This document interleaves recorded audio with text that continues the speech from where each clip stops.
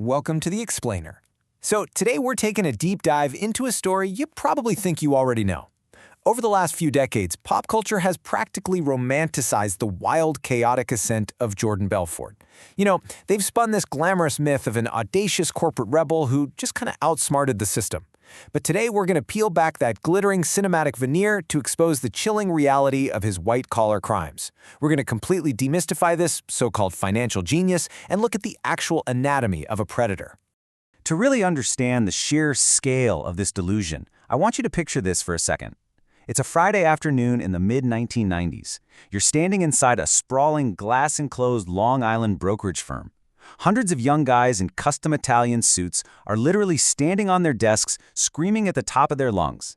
Champagne bottles are popping, a literal marching band is playing right in the middle of the trading floor, and yes, there is a live chimpanzee wandering around in a diaper. At the center of all this frenetic, drug-fueled chaos is a 30-year-old Jordan Belfort.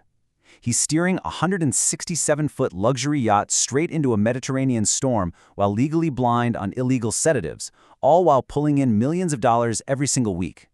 I mean, he truly felt like an untouchable financial genius. And honestly, that perfectly captures the massive disconnect we need to confront today. On one hand, you've got the Hollywood myth, right? The brilliant, rebellious corporate mastermind that pop culture just loves to celebrate.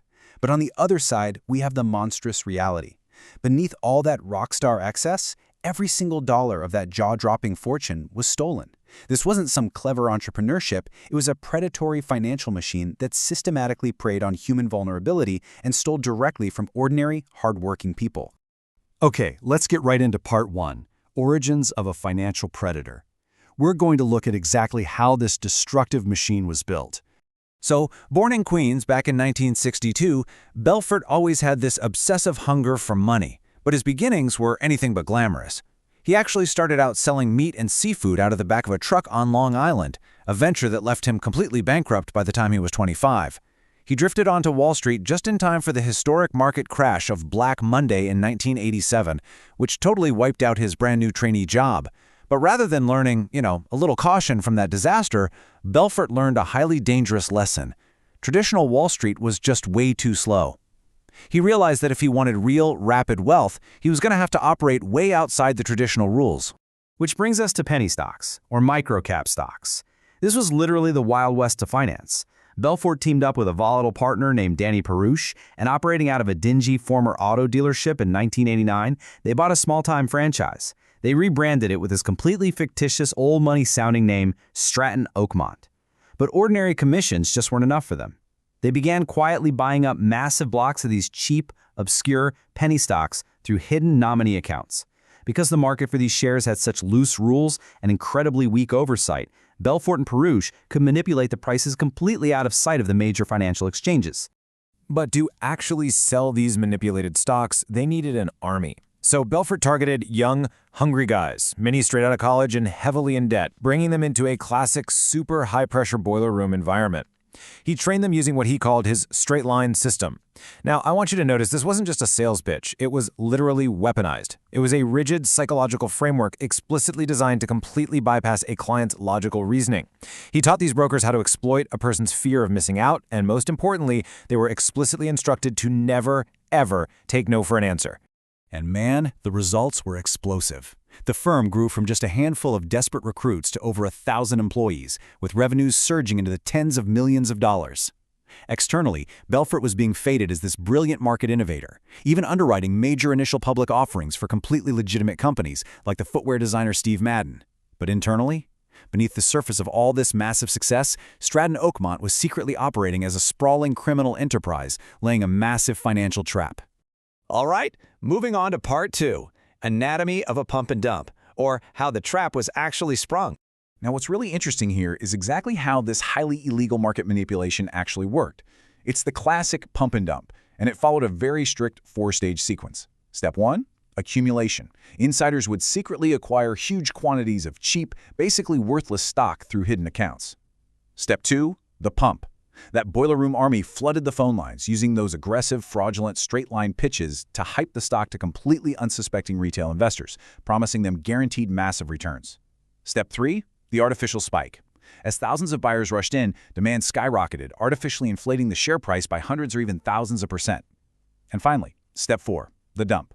While retail investors were being told over the phone to hold their shares for even higher gains, Belfort and his inner circle were quietly unloading their shares at the absolute peak. Once they cashed out, the artificial bubble bursts. The founders walk away with millions in clean cash, leaving everyday retail investors holding completely worthless paper. Which brings us to part 3, the real human cost, because this was absolutely not a victimless crime. Let's slow things down for a minute, because it's super easy to get lost in the abstract mechanics of Wall Street numbers and stock manipulation, right? But pop culture loves to paint this as some victimless game played between wealthy institutions. Just listen to this quote. When the stock collapsed, it didn't just wipe out portfolios. It shattered lives. That is the heartbreaking contrast of this entire explainer. While Belfort and his founders were using cash to buy private yachts and fuel their substance abuse, everyday people were paying the price. We are talking about school teachers, retirees, small business owners, blue-collar workers. People who poured their entire life savings into these fraudulent schemes only to watch their homes, their retirement accounts, and their kids' college funds evaporate entirely overnight. $200 million. Let that sink in. That is the staggering amount federal prosecutors estimated was ultimately lost by innocent investors through Stratton Oakmont's coordinated operations. We're talking irreversible financial trauma for thousands of families.